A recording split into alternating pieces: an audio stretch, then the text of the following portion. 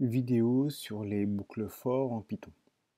Je vais créer un fichier démo Python et je vais créer dans un premier temps une liste.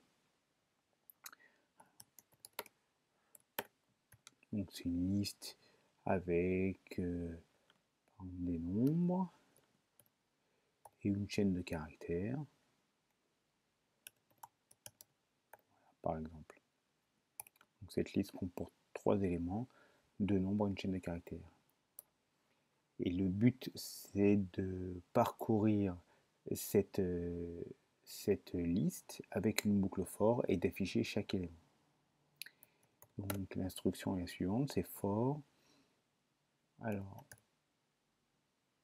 pour chaque élément de la liste, donc pour chaque élément dans la liste, voilà, donc il ne faut pas oublier la notation, et je vais afficher l'élément. Donc ça affiche bien le premier élément, enfin l'élément 0, ici 4, et puis la chaîne. Donc la boucle for ici permet de répéter autant de fois qu'il y a d'éléments dans la liste.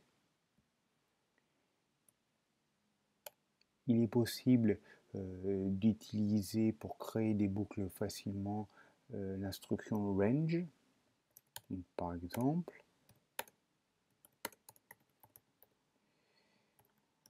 donc ici, cette instruction va permettre de réaliser une boucle sur la variable i qui va ici parcourir l'intervalle, donc 0, enfin pas l'intervalle, plutôt les nombres 0, 1 et 2 n'étant pas utilisés, il n'y a que 0 et 1. En fait, ça va de 0 jusqu'à 2, 2 étant une valeur non utilisée. Donc vous voyez 0, 1 ici.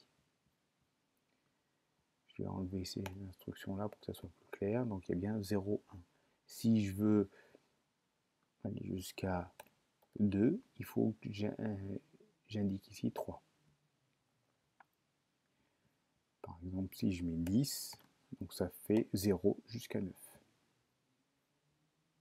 Je peux spécifier le pas ici, donc c'est-à-dire par défaut le pas est 1, et là je vais de 2 en 2. Donc 0, 2, 4, 6, 8. Si je veux faire un pas négatif, donc là bien évidemment, pourquoi rien ne s'affiche? Parce que la valeur minimum ici doit être plus, enfin, le premier paramètre pardon, doit être plus grand que le deuxième dans le cas d'un pas négatif. Et là, on décrémente de 10 à 1 puisque le pas ici est négatif. Je peux prendre un pas négatif par exemple de 2, donc c'est-à-dire je vais décrémenter de 10 jusqu'à 0, 0 non inclus.